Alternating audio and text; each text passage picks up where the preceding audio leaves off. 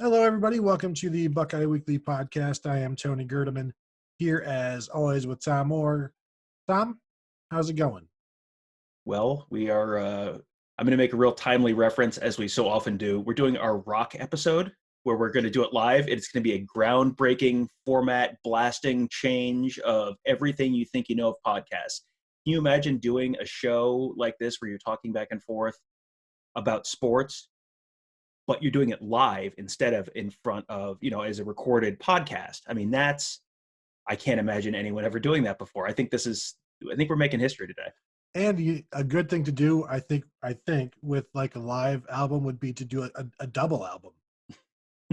I'm sure there not only has there never been a live album type of thing recorded, there's been no doubling of it, where it's too much to contain on one album or one show, so you have to double the length because there's just so much live stuff being recorded. So yeah, we are actually doing a whole Zoom thing right now with many hundreds of participants. Tom, I don't know that that's actually the actual number, but we thought with the whole Ryan Day statement being released, there's just a lot going on Thursday afternoon, and I'll just explain how my Thursday afternoon was going on before everything came crashing down.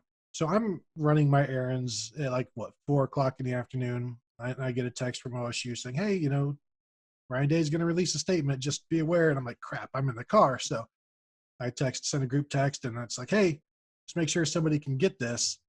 And Tom, as always, is like, "Yeah, I get it. No worries." And then I'm still doing my errands, and I don't know, a half hour, 45 minutes later, another set of group texts is blowing up, and I see somebody say, "Hey, nice tweet, Tom." I'm like, "I wonder what that is about." So I go and jump on Twitter, and I don't see exactly what the first two pictures reference. I just see the third picture, Mm. which is runny poop or chocolate ice cream. Hmm. Who's to say which? Hmm. I guess, Tom, you could say which. Soft serve, yes. And so then I'm like, oh, I wonder what Tom is commenting about with just this picture. And it turns out you were commenting about other people's comments, Nicole Auerbach and Pat Forty, for their, I guess, scheduled backlash against Ryan Day's statement. And I guess, Tom, since you did it so well in the morning scoop, do you just want to read Ryan Day's statement so we can get that out there? Sure. For those of you who are watching on YouTube, Gerd has the statement behind him right I'll now, just get out but of the I way. can't. His head's in the way, so I guess I'm going to have to. Well, I'll move along with you. I'll be like the little dot in a sing along song.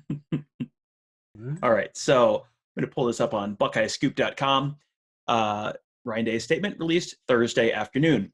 While I understand the Big Ten Conference's decision to postpone the football season because of health and safety considerations, communication of information from the Big Ten following the decision has been disappointing and often unclear. No untruths were spotted there. Let's keep going. However, we still have an opportunity to give our young men what they've worked so hard for, a chance to safely compete for a national championship this fall. Mhm. I couldn't possibly be prouder of how this team, our medical personnel, athletic director, and president have stayed together and managed through this extremely difficult time with so many unanswered questions. The Big Ten Medical Subcommittee has done an excellent job of creating a safe pathway for returning to play in mid-October. These young men and their parents have asked so many questions that I do not have an answer to, but the one that hurts the most is, why can these other teams and players play and we can't? Duke is playing Notre Dame. Clemson is playing Wake Forest this weekend. Our players want to know, why can't they play? There is a lot to talk about in this, and I think maybe that's why we're doing this show, Tom. Because as you then texted me not too long after I saw your tweet, you're like, we should probably just do a show tonight. Like, yeah, we probably should. And so then here we are. I don't know, do we even want to go through this paragraph by paragraph? I'm sure we'll cover it as we talk about the three people that I wanted to talk about in terms of their responses. First, let's talk about Pat Forty, who his response, he quote tweeted Ryan Day's statement and said, "At least we're down to brass tacks. The schools that voted not to play in the fall should change their vote so Ohio State can chase the national championship." Got that? Illinois, Indiana, Maryland, Michigan State, Michigan, Minnesota, Northwestern, Penn State, Purdue, Rutgers, Wisconsin. And I knew, obviously we know when somebody attacks the Big Ten, the Big Ten is, somebody from the Big Ten, here being Pat 40, is going to respond. And the idea that Ohio State wants to play because they want to win a national championship, why is this being treated like um, a single woman in 1952 being pregnant? It's like, oh no, we better ship Ohio State off to the women's, conservatory, and in 9 months she'll return, and it would be, well, she had lost her mind a little bit, and now she's fine. Um, this is not some dirty little secret, and this is something where if you are at Ohio State and you're not chasing a national championship, people like Pat 40 are going to come after you and say, yeah, you probably shouldn't be Ohio State's head coach. And if you had a couple bad games, a couple bad weeks, a couple bad years, it might be time for you to go. So somebody who would call for your firing is now also saying, you guys are playing for a championship. Of all the dirty, dastardly things I've seen in this landscape of college football, which is shady, can be shady as heck, until today, I had never seen anything like this. And now I see Ryan Day wants to win a national championship, and he is so disgusted that he can only form a few words to express. And I was not surprised by it. Tom, I'll let you talk about it because I know you also had some feelings. Were you at all surprised that he came out in opposition to Ryan Day? It's not really a surprise that people came out in opposition to Ryan Day. It's not really an opposition which people. It's not really a surprise which people came out in opposition to Ryan Day. There is a certain group of national writers who have decided that no conference is ever wrong about anything. And if you oppose the conference, then you must be wrong because the conferences can't be wrong. And that's even true when conferences are in direct opposition to each other. So, to wit, the Big Ten is not wrong for not wanting to play. But also, the SEC is not wrong for wanting to play. The ACC is not wrong for wanting to play. The Pac-12 is not wrong for not wanting to play. And you, sir, are an idiot if you would dare question them. Here's the reason why. Let's give you a little criminology and media, a little media school. When you are a national reporter, you live and die with your sources because you don't have the day-to-day knowledge of a program where you're covering the same program and you know the third string right tackle at Ohio State, you know where he went to high school, you know his parents' names, Tony and I could probably run through the depth chart and give you 30 to 45 seconds on every player on the roster off the top of our heads. When you're a national writer, you don't have that. So what you have as a national writer is you have access. And when you have access, you can write these big national stories about here's what's happening in conference realignment, here's what's happening in the game of football as they're looking at rule changes, here's what's happening as they're negotiating new TV deals, all of these stories. Now, these stories require access. Access means that when you text Kevin Warren or you contact the Big Ten's PR office, they are going to get right back to you and they're going to answer your questions. And when you want to ask Kevin Warren questions, Kevin Warren's going to answer your questions. Now, how do you get access to Kevin Warren? Well, friends, you know who never has problems getting access to Kevin Warren? The Big Ten's PR department. So all you have to do is be as close to the Big Ten's PR department as you possibly can be, and then you get the access you need. So all you have to do is never say that he's wrong and never challenge him and never say, hey, canceling the season when you had no imminent reason to do it and you had built in a schedule with lots of pad time and lots of extra weeks, hey, that was real frickin' stupid. That was a dumb, stupid thing you did. Now, lots of people have been saying that. Look at the national writers who aren't saying that. Now look at the national writers who are getting, hey, talk to Kevin Warren and here's what he told me. That's how this works. And, PR and journalism are supposed to be different jobs. Now, that's one of those things I learned way back in journalism school, that those were separate tracks in journalism school. You could go do PR or you could go do journalism. Now, there are areas like conference networks where the lines certainly get blurred a little bit. But if you're writing for a website that is charging people per month for these great journalistic insights you have, you're not supposed to just be a PR person for the league. So that's how that all works. I don't remember how we started that conversation, but now you know more about how this all works than you did before. It is always interesting to me to watch people leave the industry and go into PR, and it's seamless, I guess. Now, then Nicole Auerbach, let's talk about her. She had two tweets, and I'll read them. It's like, we've known this was Ryan Day and Ohio State stands for a few weeks, but it's still wild to see a head football coach essentially declare war on his conference. And then the tweet after that, this has always been about one team, Ohio State, wanting to compete for a national championship this fall with a good enough team to win it. And again, here, how dare Ryan Day want a season when, Tom, I'm not sure, as we speak, I'm watching UAB at Miami. UAB, this is their second game this season. I don't know how, because college football, I am told, is dangerous. And if you are in favor of it, you are reckless as well, unless, of course, you are actually playing, in which case that is totally fine. It's only if you want to play that you are reckless and dangerous, and how dare you.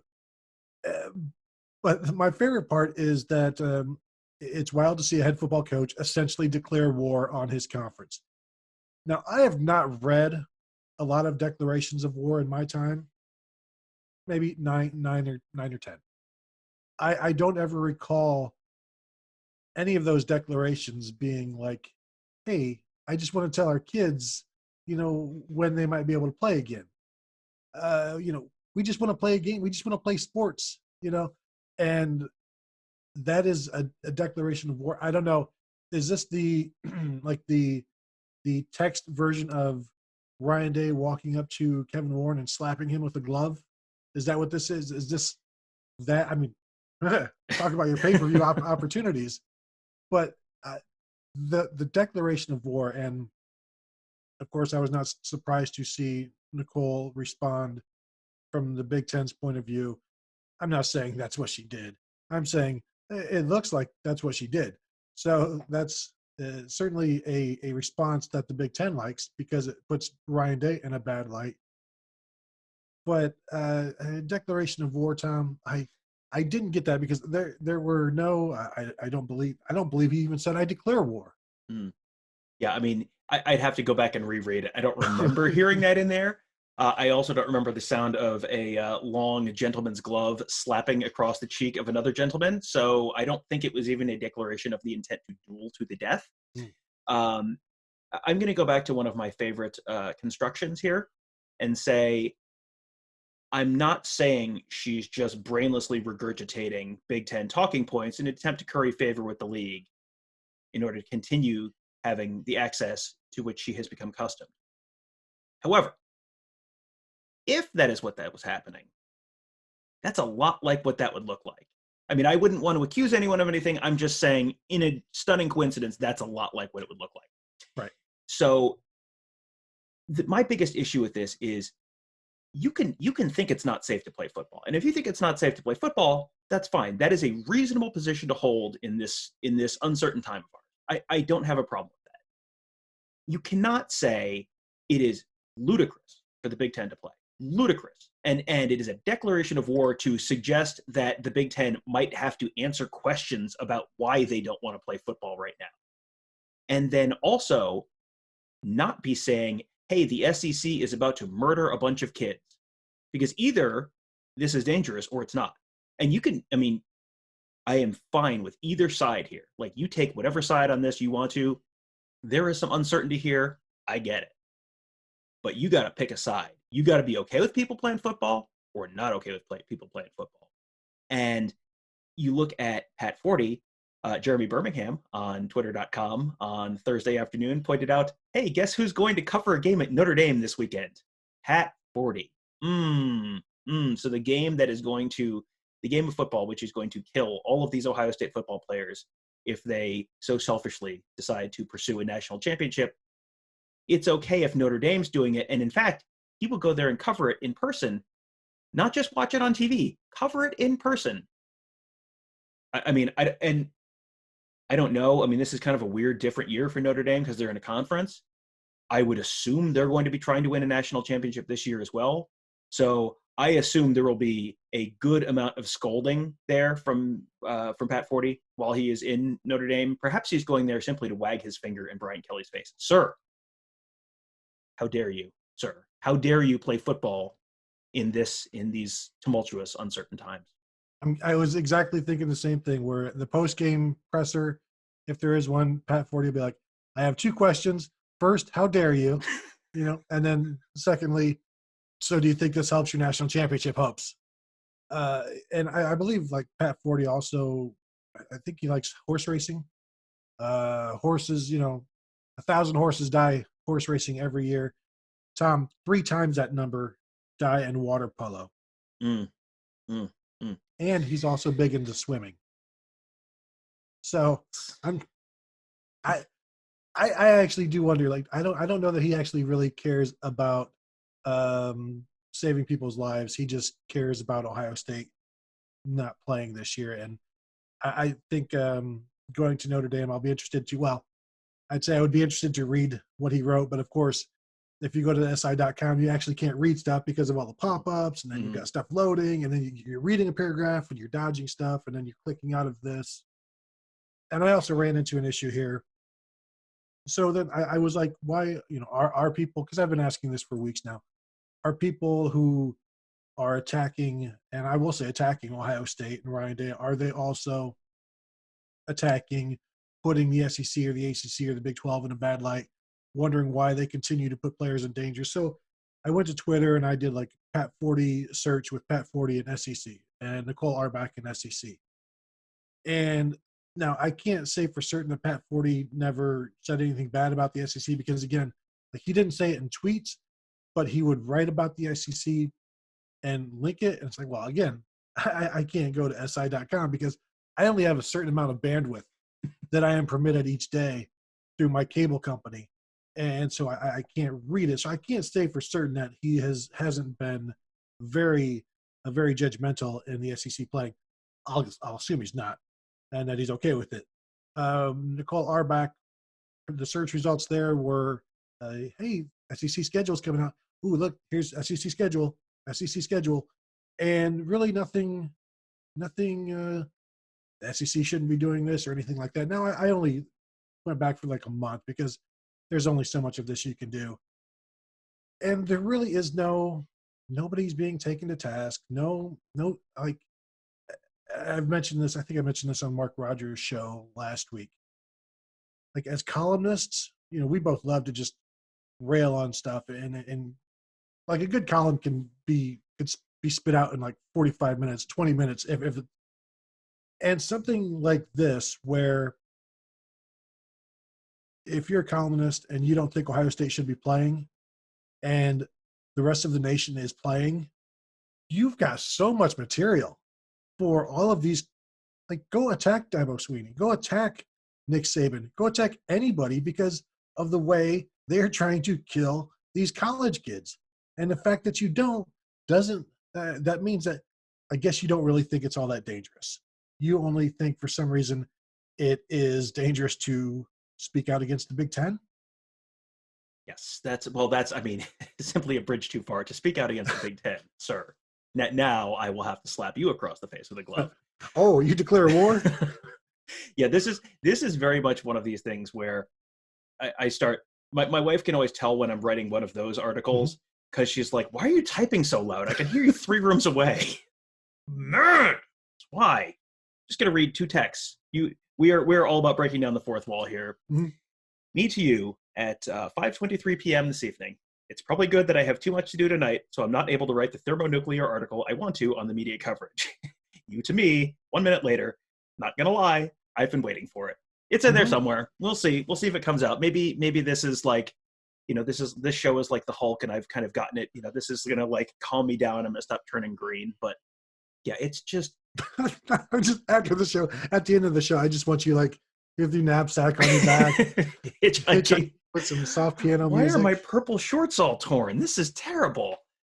Yeah, it's just, I mean, there's so much right now that's just so stupid and so irrational and just so irreconcilable. And that's right up there on the list. And, it's up there with the Big Ten presidents who are fine with bringing students back to campus because it's fine. And I mean, if only a few thousand of them get it, it's fine. But football is a bridge too far because if 2 of them get it, well, they're going to die because of the heart thing that the one guy from the state tweeted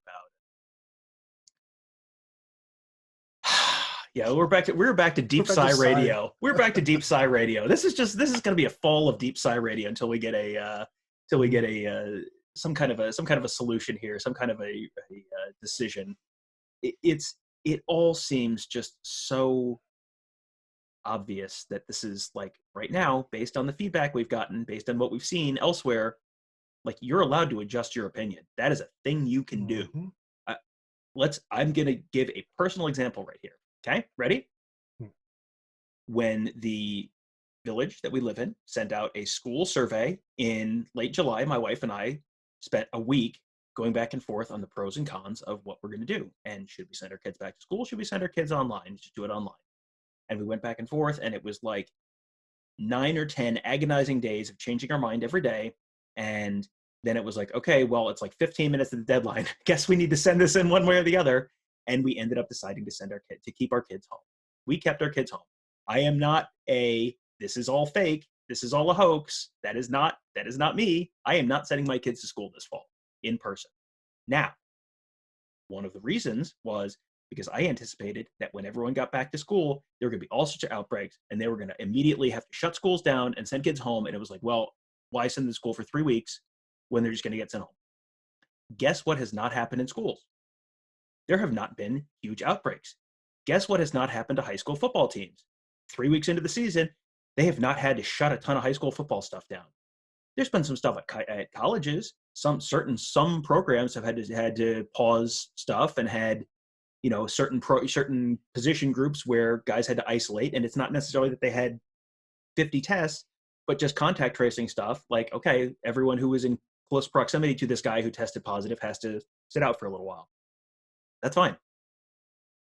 Everything about what has happened in the last 6 weeks since the Big Ten made this decision suggests extremely strongly to me that I could have sent my kids to school and they probably would have been okay, and the Big Ten could have played football this fall on something close to its original schedule, and they probably would have been okay. And what you're seeing now is the people who in August said, well, it was smart for the Big Ten to cancel right now and not just wait and see, are now going to say, well, I mean, now you're getting into October and November and December, and that's cold and flu season, and it's just going to get worse. Sometimes, I mean, the people who want to tell you all about how they're so scientific and they're so smart, the scientific process involves taking new information and perhaps adjusting your hypothesis about what may happen. So if the data changes, sometimes your hypothesis has to change.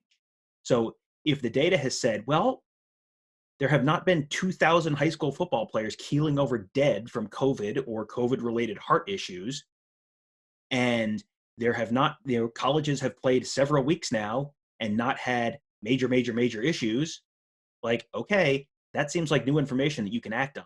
So maybe it's time to act on the new information that you have and consider that maybe it might be time that you might be able to play football. That seems pretty scientific to me. Well, and that leads me right into this final tweet I want to talk about from USA Today's Dan Wolken, who wrote, whatever Ryan Day's motive was to send that statement, I feel pretty confident right now in saying that he isn't helping the situation. And I completely disagree because, as you said, Tom, we are running out of time. And Ryan Day knows perfectly well that the Big Ten could just drag their feet and then get to a point where it's like, well, we just don't have enough time anymore. There aren't enough weeks. We need this and we need that.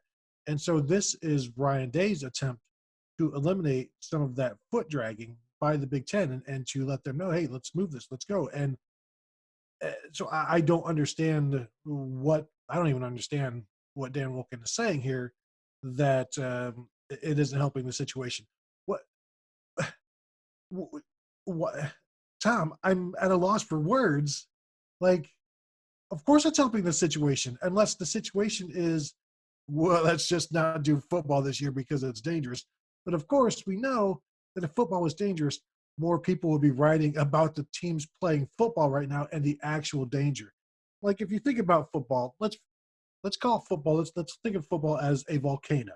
Mhm. All So right. this is football, the sport that was completely safe until COVID appeared, right? I want to Correct. make sure we're talking Yes. about the same football. Yes. Yeah. Okay. Go on. Same Yes. one. Go on. Same one. Go on. Yeah. So now football is dangerous, and it is an active volcano with the lava and stuff. And so now you've got, say, the teams playing football right now are dancing up on the rim of this volcano, and they're just having their good time, and that's where all the football takes place, up on the rim. Then you've got Ryan Day down at the base of the mountain, and it's like, hey, why can't we go up on there? Why can't we go up on the rim, play up on the volcano? And then you've got national writers like, are you? Look at this guy who wants to go play up on that rim. That's dangerous up there. And Ryan Day is just like pointing out, like, look up on the. I could. That's Ed Orgeron. I can point him out. That I know. I know his shape. That I know who that is. And then the national writers like, you, sir, are a savage. All you want to do is you just want to go play football. Yeah, I do. I want to go up there on that crazy live volcano and play football. By the way, do you notice those teams playing on that active volcano? And the national writers like, oh, I know, I can't wait to go watch them on Saturday. It's sad, first of all, that Ed Orgeron is up there, and last year's Heisman Trophy winner is not, because we could have had Joe versus the volcano. Boom. Topical reference number 2. Man, we are on fire. Man, if you like 1989, oh man, are you gonna love tonight's show? When you get done, I want to do a Dragnet reference. Too old. The movie, Tom Hanks and Dan Aykroyd. All right. Well, we'll allow it. Yeah, there's so much right now it just doesn't make sense. It's completely irreconcilable, and well, it's completely irreconcilable if you weren't listening to the first 15 minutes or so of this show, in which I reconciled it for you. But from a rational perspective, it's completely irreconcilable, and it's intensely frustrating to be sitting here and going, but they're doing it, and you're cheering when they're doing it, and then now the people who live near me want to do it, and it's like, no, that's not allowed. Why would you think you could do that? Well, because they're doing it. Well, yes, but that's different. Why? Well, I mean, obviously. Do I need to explain this to you? So yes. So yeah, it's not great. It's not what you're looking for, and there are lots of explanations floating around there as to why this is happening or why this is not happening. And I have looked at a bunch of the popular explanations as to why Big Ten leadership might be doing what they're doing, and thought, that's stupid. That's not what it is. It's not what it is. And it's like, this is like the it's attributed to Winston Churchill, and I don't know if it's one of those things he didn't say, but it's attributed to him. But it's, democracy is the worst form of government except for all of the others. It's like, you hear the theories about why this is happening and the motivations of the people, and it's like, well, that's the dumbest thing I've ever heard, except for all of the other explanations for why they might be doing these things, and why it's okay for students to be on campus but not for football players to play football, and why it's okay for certain conferences to play football but not other conferences to play football. And it's like, you can take your pick of whatever explanation you want, but whatever explanation it is, it's real dumb, because the rational explanation here is either they should all be playing football and they all can play football, or they can't. That's it. I mean, like, you can do it or you're not. This does not affect the hearts of people north of the 35th parallel any differently than it affects people south of there. Like, this is an issue or it's not. And a lot of this is on Kevin Warren. And there's been a lot of people, some of the people we may have been indirectly referencing earlier in the show, who can't wait to tell you that this is not Kevin Warren's fault. This is the university president's fault. Here's why this is Kevin Warren's fault. because Kevin Warren did not communicate with the other conferences. If Jim Delaney was still in charge of the Big Ten, I have had my issues with Jim Delaney in the past. Lord knows I have had my issues with Jim Delaney in the past. But the one thing Jim Delaney did was Jim Delaney communicated with the other conferences. When there were issues, when there were uncertain things, when there were controversies, when it was, how are we going to form a college football playoff? Guess what? Jim Delaney got on the phone, the SEC, it was Mike Slive back then, it's Greg Sankey right now. He got on the phone to the SEC, figured it out. And guess what? If the SEC and the Big Ten are going to do something, guess what? Pac-12 is going to be the Big Ten's little obedient lapdog and follow along with them. And the ACC is going to follow the SEC, and the Big 12 is just happy to be part of it. And ta-da, you have a college football playoff. This is how this works. This is how the process works. All Kevin Warren had to do was pick up the phone earlier this summer and call the other conferences and say, hey, we're thinking about canceling our non-conference schedules. What do you think about that? Hey, we're thinking about scrapping the fall season. What do you think about that? And he didn't do it. And then you don't have, and you know why he didn't do it? Because he thought he was going to be the genius who was the first one out in front of this. And then I was the leader. I led everyone. I made the heroic decision to cancel football, and then everyone followed because that's what they do with leaders. And now I get to be NFL commissioner. Congratulations, genius.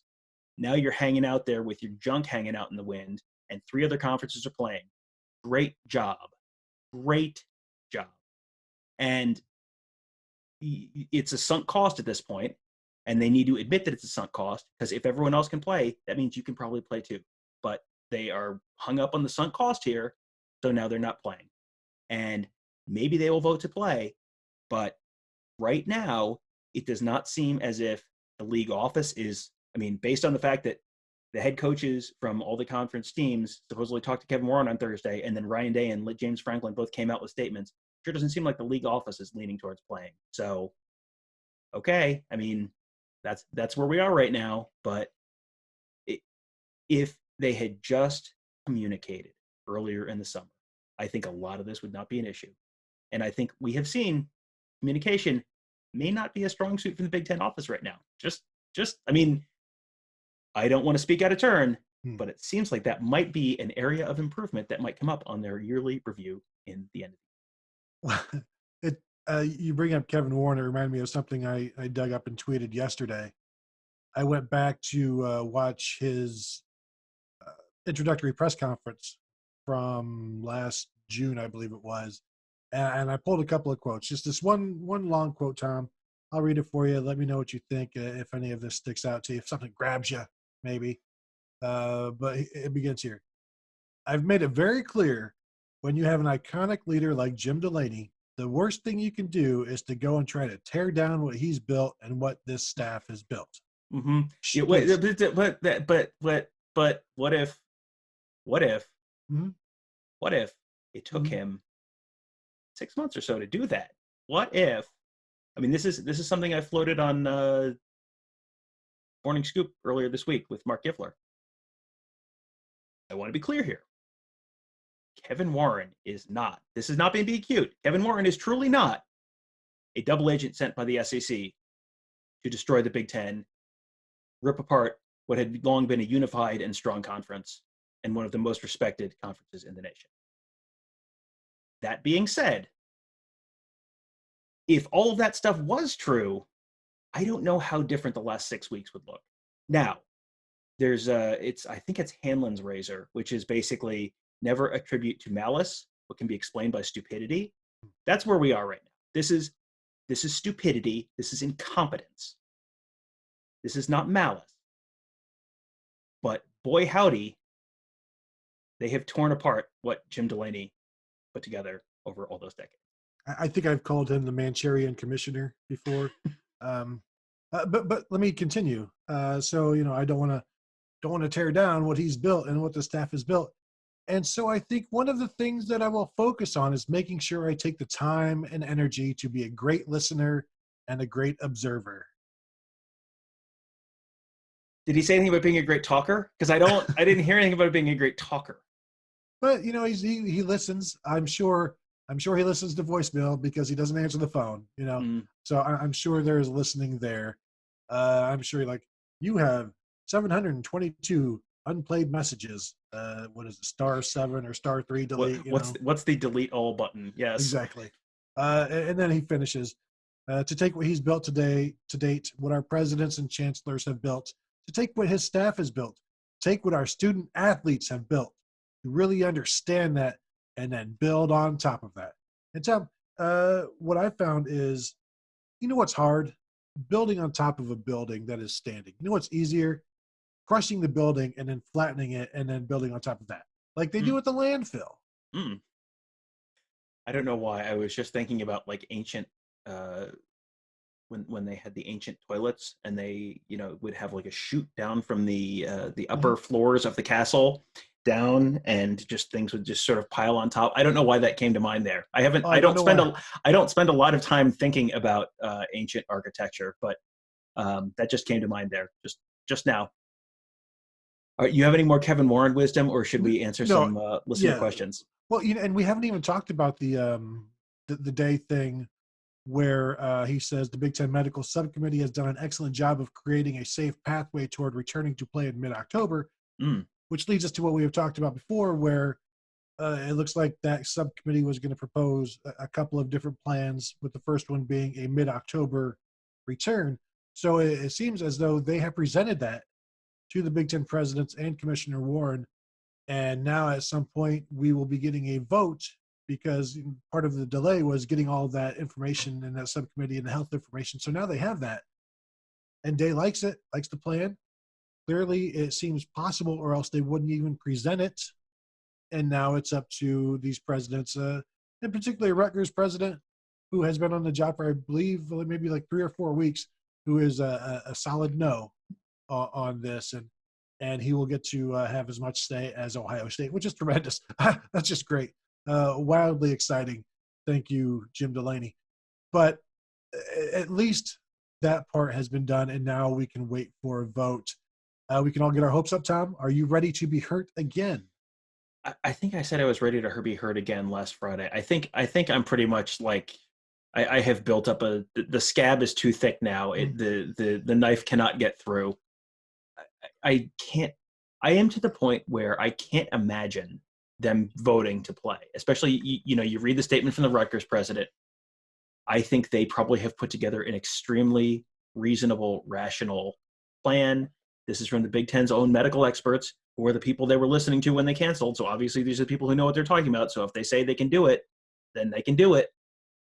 I don't think at this point this decision has anything to do with reason. I don't think this has anything to do with rational thought. I think this is people who have made up their minds, and you can ascribe whatever motives you want to those. But I think that there are people who have made up their minds and therefore are not going to change their minds, and because that would mean they were wrong, and they're not wrong. I mean, if they were wrong, they wouldn't be university presidents. So yeah, and I think there's a perfectly rational case to be made for, if you don't want to play, don't play. We don't have to have Rutgers play to have it be a Big Ten season. That's fine. If Rutgers is not comfortable, as I said earlier, this is something you can be comfortable with or not, and that's fine. That is a completely okay thing to decide, that you do not want your school to play. That's fine. Don't play. Don't keep the schools that want to play from playing. There's no reason to do that. And again, you want to go back to the national people. What does it matter why Ohio State wants to play? Even if it was, let's say the only reason Ohio State wants to play is because of they want to win the national championship. That's it. That's the only reason. There's no NFL considerations here. There's no, hey, these guys have been working for 1,000,000 years to do this. Hey, Justin Hilliard's in his 6th year with the program. Hey, Jonathan Cooper skipped the college football playoff and the Big Ten championship game so he could redshirt, so he could be again on the team again this year. None of that counts. It's just because they want to win the national championship. They have the agency as human beings, as adults, to make that decision for themselves.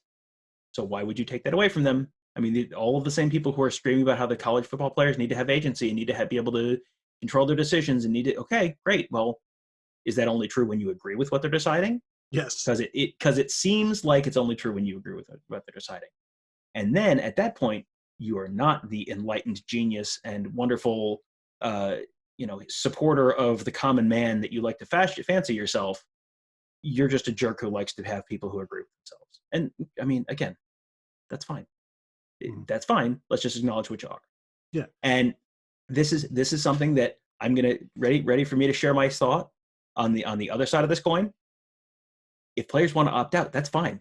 I'm not telling any players they have to play. I'm saying if players want to play, go ahead and play. If players don't want to play, that's fine too. No one's in favor of making anyone do anything. And very clearly, players who want to opt out have been able to opt out.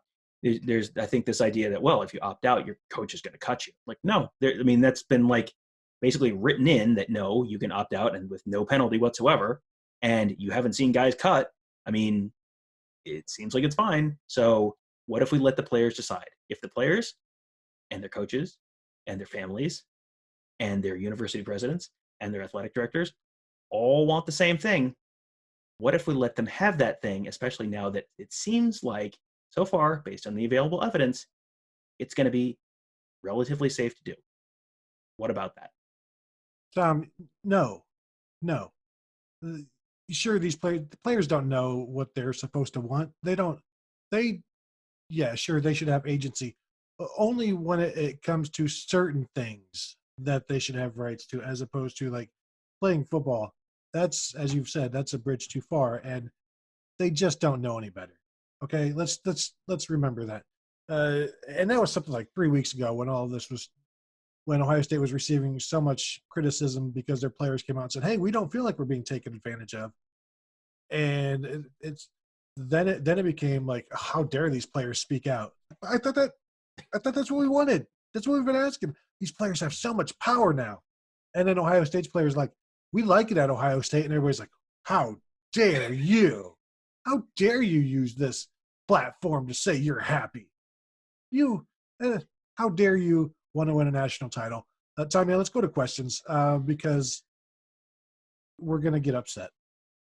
All right. Well, Chris Travers commenting on our little Bill O'Reilly shout callback. We'll go ahead and skip that one. Thank you, Chris. 11 Kurt Curtis.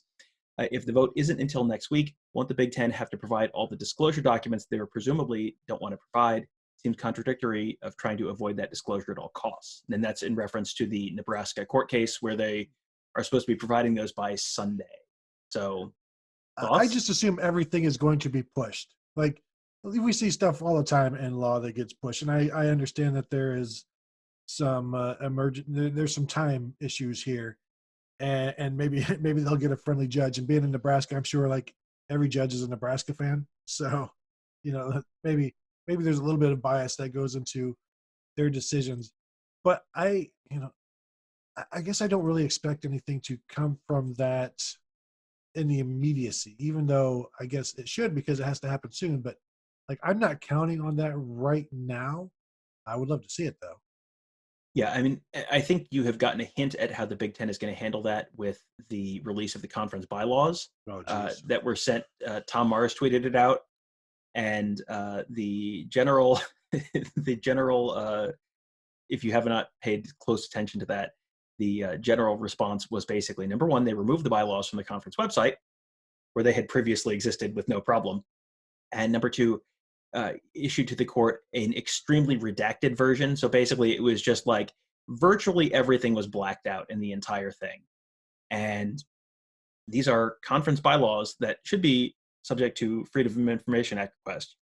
There's no personal information in there. There's no student information in there. There's no health information in there. These are just like, here are the rules we play by. And it was just like a block of blacked text. So it feels to me like they're just going to kind of drag their feet and hide stuff. And, I mean, as I said on Twitter, I don't know where people get off with the idea that the Big Ten is trying to hide anything here when they're redacting virtually everything in literally their conference rules. Like, this is the one thing that should be, this is not correspondence from one president to another. This is just, here are the rules of our conference. Like, the rules of Monopoly. If the rules, you open the Monopoly box and the rules are all blacked out, it's like, well, we can't tell you that. Like, what? How am I supposed to know if you're following the rules if you have hidden all the rules? But it's even worse than that because the rules were available for everyone, and then they were taken down. So it's like, yes, you get the Monopoly rules and you read it, and you're going over it and you're like, okay, and then the next day like Monopoly knocks on your door, grabs the instructions, and just blacks everything out because you didn't realize, oh, I should have like copied all of this because this is apparently privileged information that you gave to me for free that anybody could see, and it was out there for anybody. And then all of a sudden, Tom, I don't understand if that was out there for everybody to see, and then they take it down and black it all out for nobody to see. What is that? What people do when they're trying to hide something? I'm not a lawyer. Is this a deceptive thing? Yeah, I wouldn't want to accuse anyone of trying to hide evidence or speculate on why someone might want to hide, something as basic as the rules of how you're supposed to do stuff. But I would suggest, perhaps, that I don't want to suggest anyone else is doing something wrong. So I'm going to just say I myself, because I sometimes do things wrong. Yeah. Others I know do not, as per national media. But when I do something wrong, I know sometimes I'm tempted to think, what if I could do something to make it not obvious that I have done something wrong? That's something, and that is a personal character flaw of mine.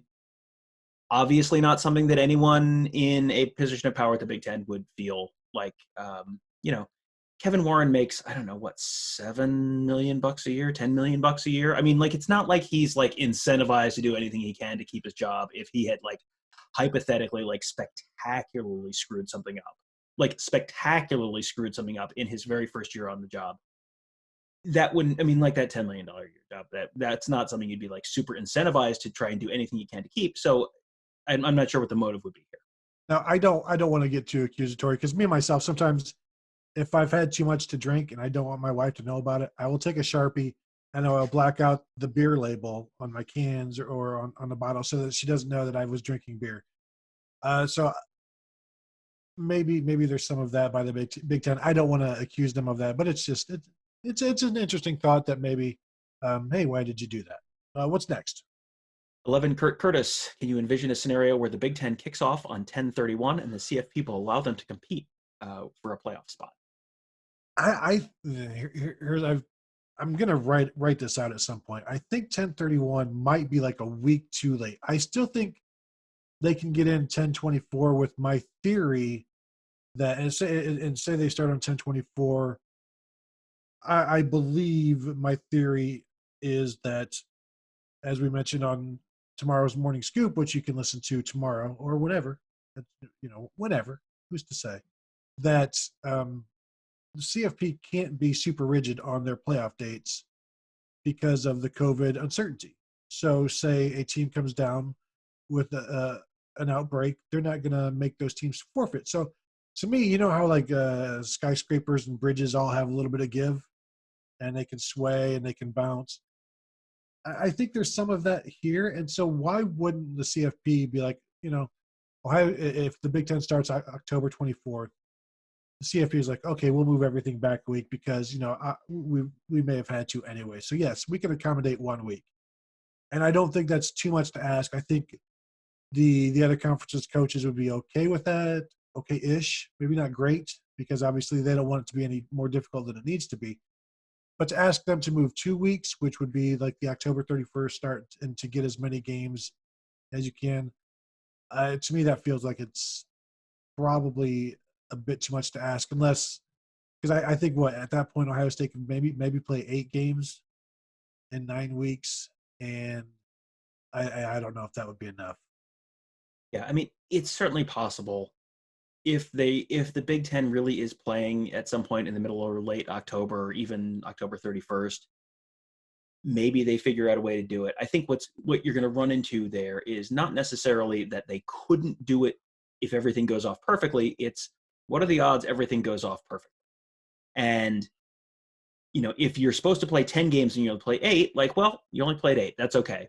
If you're supposed to play 8 and you end up playing 6 or 5, at that point, it's like, yeah, how do we know you're one of the best teams? Ohio State, realistically, probably is one of the best teams in the country this year. But, if they play 5 games, you could certainly make an argument that a 10-0 or 9-1 Cincinnati or non-SEC champion Georgia or Florida or something might deserve to get in over a 5-0 Ohio State team. That is certainly a case you could very rationally make. So I think that's where you're going to run into issues, is not that they couldn't do it. If they play 8 games is probably fine. I think the bigger issue is if you start on October 31st, you have completely blown up all of your flexibility. I mean, this is the Tacoma Narrows bridge season, to use your bridge analogy. I'm sure, I don't know if you guys know the Tacoma Narrows Bridge, but it was built in the 1940s or 50s in Washington, and they screwed up the this is when you're going to figure out very quickly that I was roommates with an engineer, but not actually an engineer. It turned out I made a major in journalism, but they screwed up the something, and then the bridge had this like wave. It basically looked like a sine wave going across the bridge, and then the bridge ultimately collapsed. That's, I think, where you're going to run into the issue with this Big Ten season is at some point the stress of the stresses being put on that bridge are going to become too much, and the bridge is going to collapse. So, and then Cincinnati makes the playoff, and that just like the original Tacoma Narrows Bridge story, it ends with Luke Fickell leading Cincinnati to the playoff. Next one from Chris Travers. Do you think there will be any animosity by other media members towards 40 and Auerbach next time you guys all see each other? If so, would it get serious? No, she being from the Athletic would just hang with the Athletic and other national people, and Pat Forty being a national guy just hangs with other national people who show up, or any longtime beat people. I don't expect any animosity. People just kind of stay to their own selves and have a job to do. So, what do you think? No, we're all passive aggressive. We're extremely passive aggressive. Yes. But yes, no, and I feel like we could do a whole show on, so what's it like to be a beat reporter and work with, you're hanging out and traveling, and you're kind of friends with all of these people who are nominally competitors, and yeah, it's a weird whole thing, and we should really probably just do a show on that at some point, because that's I feel like that's something that's weird and unique, and it's like every time I talk about working in television, everyone's super interested in working in television, so people would probably be interested in the weird football beat vibes as well. But no one is going to get into a fist fight with Pat Forty in the press box. Plus, we're always in awe of national reporters. The only national reporter I'm in awe of is our good buddy Bill Bender, who is good friend of the program. Bill Bender. He eats hot dogs just like I do. He does. It's true. So and like popcorn us too. He's stars. They're just like us.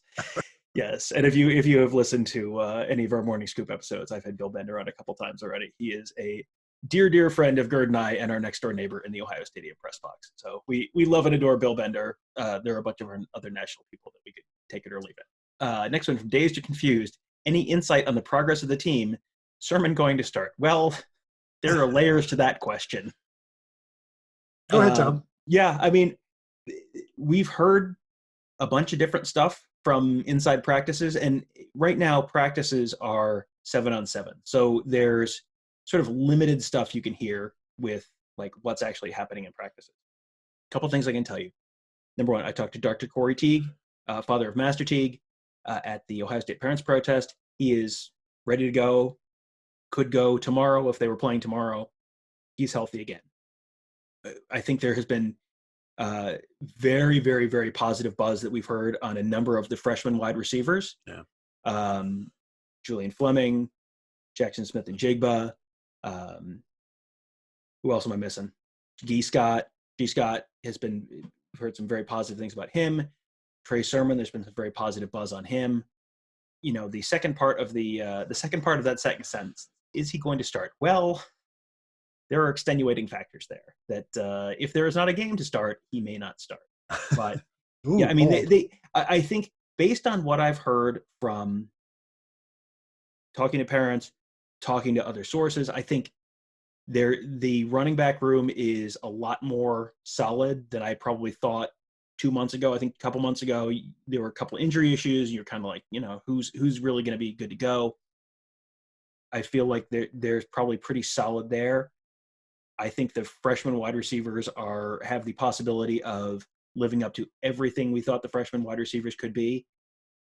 Where you're going to run into issues is in the trenches. because those guys have not been able to hit. And I talked to Kirk Barton about this a little bit on the Thursday morning episode of Morning Scoop. If you can't hit, if you're just running on 7-on-7 and your linemen are just kind of standing there on the side and they can't hit because of social distancing stuff, your freshmen are going to be behind a little bit. You're not going to be able to get on the field as early as you can. It's probably going to look a little more ragged as you are starting the season. It's just, you're going to be a little bit behind. And the example I gave in the Morning Scoop was Navy and BYU. Navy coach Ken Niumatalolo said he did not have his players blocking or tackling in practice. They lost the first game 55-3 to a team that I think a lot of us thought, like, yeah, they'd probably win. I mean, it's certainly I think they were favored by 2 or 3, and they lost 55-3.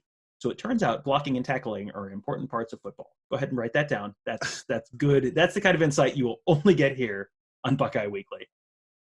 The idea that, we talked about Paris Johnson way back in the spring. Like, it's going to be very difficult for him to become a starter this year without any spring practice. And even though Greg Studrawa had said some good things about him, but I had somebody mention on the board, on the Ask the Insiders board, hey, any updates on Black Stripes? Because we've seen some videos from Ohio State, some pictures where some of the freshmen don't have black stripes. But I would be shocked if there are any black stripes actually removed without any pads on. Yeah, and there's that, and there's also, when they remove black stripes, they put out videos about how they've removed black stripes. It seems like they would be looking for news to put out at this point. So yeah, I wouldn't read too much into any of that stuff. Yep. Next one from James Lance, who is, I believe, at Lance, not Lance, on Twitter.com. If the season is delayed till January or later, will OSU play, and will anyone else play? Could OSU boycott? I mean, they could boycott. I think I really doubt, I know that's a very popular thing to suggest right now, that OSU could really dig in and say they're not going to play. I think that's going to be very hard in reality for them to do, because then it's like passing a bowl practice or it's like voluntarily imposing a bowl ban on yourself. And yeah, a January season is not going to be great, but a January season also sets you up for 2021 in a way that just sitting there and not getting to do stuff from January to March or whatever, it doesn't. So I would say, if there is a season, whenever Ohio State is allowed back on a college football field, Ohio State will be there. But I don't have a tremendous amount of faith right now in the Big Ten to make a hard yes decision at any point. It's possible they will, but we'll get to the next question is about an October start date, so I don't want to. I'll not step on that too much. But until I see the Big Ten vote to start, I will not necessarily believe that the Big Ten presidents will vote to start. Yeah, and I'm with you. Ohio State, now they could say right now, we are not playing in January, trying to flex their muscle in getting an October vote. But if there's no October football, they will be playing whenever they are allowed to play. And it's bowl practice and spring practice all rolled into one. And they've got 3 true freshman quarterbacks who are vying to start. So yes, you're going to use every bit of the games the Big Ten allows you to have to get ready for the 2021 season, where you'll have a new starting quarterback, and they'll have 6, 7, 8 games under their belts to get ready for the real season, I guess we're going to call it. Next one from Brandon Moses. As of today, what are both of y'all's gut feelings on an October start date? Oh gosh, right now I feel like, hey, the proposal has been made. Do I think the presidents will get to, will there be 9 to vote for a yay? I just don't see it. And now could they vote for the 31st? Maybe. But, with Wisconsin shutting down for 2 weeks, and I don't see 9 people voting for it for an October 17th or 24th start. Next one from Diego de la Vega. Who are these mythical bylaws anyway? And why do they get to tell us what to do? I personally only subscribe to From Laws. It's the only way to live, man. It's the only way to live. 11 Kurt Curtis. To avoid a lawsuit, any chance the Big Ten would allow 7 or 8 teams to play in October? I mean, it's possible. And I think that there's some hope. I think there's a much better chance that if they vote to play, you'll have some smaller percentage of the conference playing. But what happens there that I think might be a concern is if you are the president of the University of Michigan, Mark Schlichtel, and he has been very adamant that they don't want to play and it's not safe to play. If he votes to allow the rest of the conference to play, even if Michigan's not playing, and then Michigan doesn't play, and then Ohio State has a successful season and Michigan does not get to play, oh man, the hellfire that will rain down on him from Michigan boosters, Michigan fans, everyone associated with the school. Like, there is a self-preservation thing there that I cannot imagine Big Ten presidents being willing to put themselves out there as, I mean, they're already hanging out there a little bit. And if the SEC and ACC and Big 12 are able to play successfully, then they look like idiots. If half the Big Ten is able to play and the other half, including, Rutgers doesn't give a crap if they play because Rutgers is Rutgers. Michigan likes to pretend it's Michigan. So if Michigan doesn't get to play and Ohio State wins the Big Ten and Michigan's sitting on the sideline watching because their president was too scared to play, guess who that's going to come back on? And he doesn't want that smoke in the, as the kids say. So I think that's where you're going to have the biggest issue there is, I mean, what have you seen from the Big Ten presidents or leadership that has led you to believe that they are super cool about accountability in the last 6 weeks or so? You think they really want to be out there and be a very public no when other people are a very successful yes? I don't see that happening. Yeah, I think it's an all or nothing. Like I agree. Have 2 seasons, have a fall and have a winter, and let people play when they want. I think it would be great. You'd get more television coverage. But yeah, they're not out there to put themselves to make themselves look bad, and why go down that road? Although I would love to say that happens and everything goes off without a hitch and Michigan doesn't play. The national writers then take Michigan to task for not playing. The same ones who were saying, Ryan Day, how dare you want to play? And then 3 months later, they're like, Michigan, why didn't you play? And I think that would just be delicious. All right, next one from Dazed and Confused. And this appears to be about actual on-field football, so I'm kind of confused. Really, just like his name. How about that? Breakout player on both sides. Well, on offense, I'm going to have to go with Tom Mars. Defense, I don't know, the Rutgers president? He was pretty defensive today. What do you think? I would have to look at a roster. I don't remember any of the players' names. I saw a football question. I'm like, both sides J.K. of what? Dobbins, Ezekiel Elliott. Yeah, players sitting on different sides of the cafeteria. I don't understand. Yeah, I'll go with Steve Tovar and Alan DeGraffenreid. Yeah, let's see. I don't know. I always, whenever we get breakout questions, it's like, okay, does like Zach Harrison count? Because Zach Harrison is my breakout pick because Zach Harrison's going to be a star whenever Zach Harrison is allowed to play. And Garrett Wilson. And Garrett Wilson. Yeah. And if you're looking for someone younger, I'm still going with Jackson Smith. Yeah, Garrett Wilson is too. Yeah. We are the conductors of the Jackson Smith and Jigba train. Yes, if Garrett Wilson is too mainstream an album for you, let me introduce you to our deeper cut, Jackson Smith and Jigba. He's still indie. Hasn't sold out yet. Next one from Sean. Does anyone know how many votes we actually need? And that's for the Big Ten to actually approve. And there we're in something of a gray area. Fletch. 9, unless the answer is 8, unless the answer is something less than that. And it just depends on whose interpretation of things you want to read. Tom Mars has made some interesting arguments that it may be less than that, and that certain schools may be considered disinterested parties and not be actually part of it. And I think realistically the answer is 9 because the Big Ten, even if the answer isn't 9, the Big Ten is not going to say the answer is less than 9 for reasons that we just laid out about 2 minutes ago. So therefore, by the time you get that sorted out in court, you're past an October window anyway. So realistically, the answer is 9 because they have to do it like beyond the margin of a doubt, beyond any margin of uncertainty right now, because I think there is at least some legal uncertainty. Yeah, you get 9 and that covers every other situation, every other hypothetical. All right, 11, Kurt Curtis. How long is Ohio State's commitment to the Big Ten? Could they leave by 2023? Also, I envision this leading to a 45-team Premier League type college football world. So Rutgers can't tell Ohio State what they can or cannot do. Would this shock you if this happened before 2027 when the college football contract expires, college football playoff contract? I know like soccer people love the idea of like relegation and stuff, but I don't see college football programs putting themselves in there, the haves willingly becoming possibly have-nots. I don't think that would happen. I think it's interesting.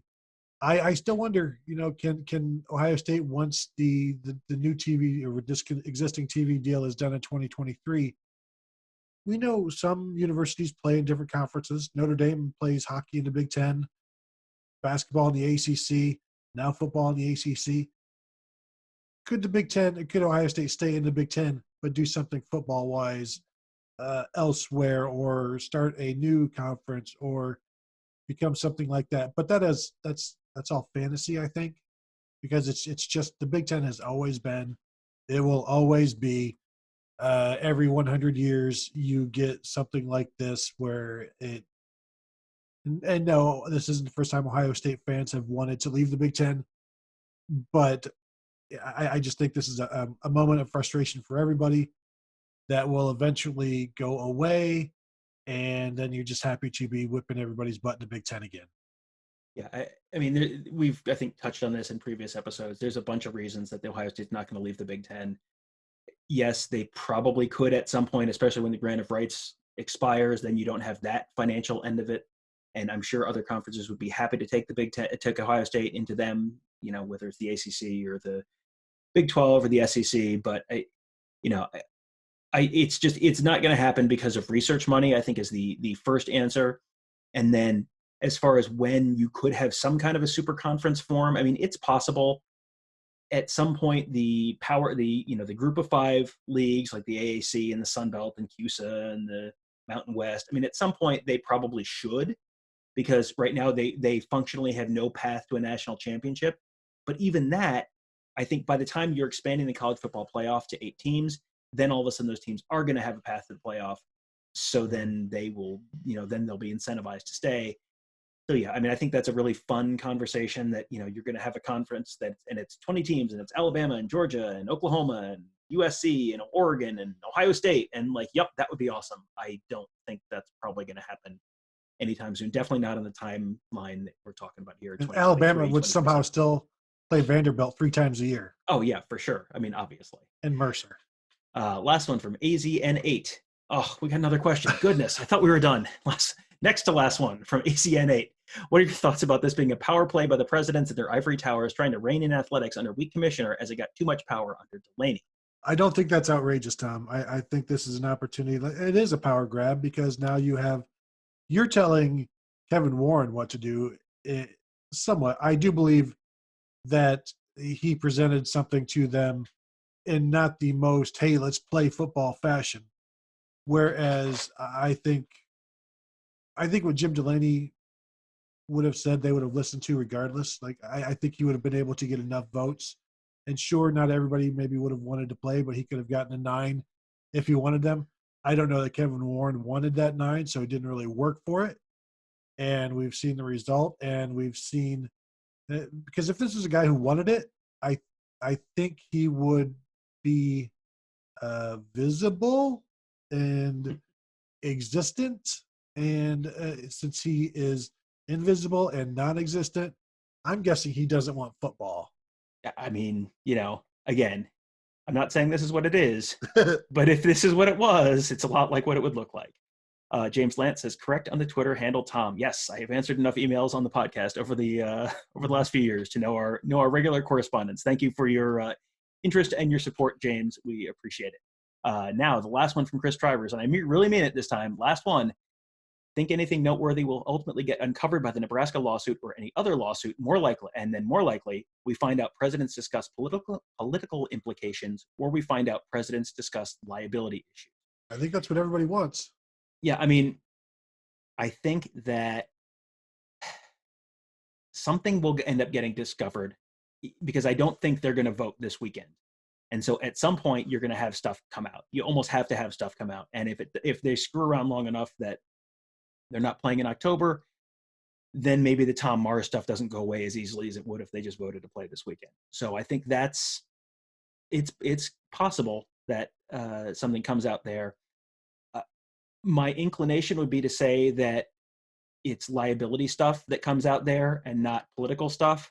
But I mean, if you go back and look at articles about Mark Schlissel and stuff that has come out in his emails in 2016, you may think university presidents are certainly not stupid enough to discuss matters such as this in FOIA-able emails. Friends, sometimes the people who think they are smart do extremely stupid things. You're absolutely correct, Tom. I think also the liability, the players' rights, the amateurism is another thing that we might come out of that more so than the political aspect of it. Because I think there are enough reasons for them to be deceptive that have nothing to do with politics, and I think the amateurism is a big thing as well. Tom, we've done it. And it only took like an hour and 10 minutes. We have defeated the listeners. Great job. We answered the questions. Great job. I do want to thank everybody who stuck around till the bitter end, everybody who joined. That was, I think it went pretty well. No screw-ups this time. We didn't have to start and stop. I mean, that's the first time. We're letting everyone look. We are all about letting people look behind the curtain. They are literally looking behind the curtain right now and watching us do this live. So this is I don't know. We haven't disgraced ourselves too badly. I don't think so. I guess we can do this again sometime. Tom, I could literally turn off my virtual background and show the curtain, but I won't. It's just a green screen. So we do want to thank you all for listening. Thank everybody for watching, and I guess let's all be stay upbeat. Maybe we'll get something for October. Tom, over under Tuesday, 10:42 a.m. we find out. No. Wednesday, 10:42 a.m. we find out about a vote. I'm assuming when we do a show on Tuesday, if we do a show on Tuesday, there will definitely not be news, and we'll just be having the same conversation again. Like, well, but soon. Are we just going to do another Wednesday show? Like, wait, yeah. Probably just waiting, yeah. right? I mean, you basically got 2 shows, maybe 2.5 shows here tonight. So make this one last a little while. Just conserve your food. It's like you're lost in the wilderness. Like, don't eat all your food the first day. Right. Stretch it out. Make it last. We have provided you the sustenance you need to make it through at least 4 to 5 podcast list days if we are still waiting on answers. So there you go. There you go. And so everybody just go ahead and we'll go ahead and end it here. Thank you all for listening, and we will talk to you guys later.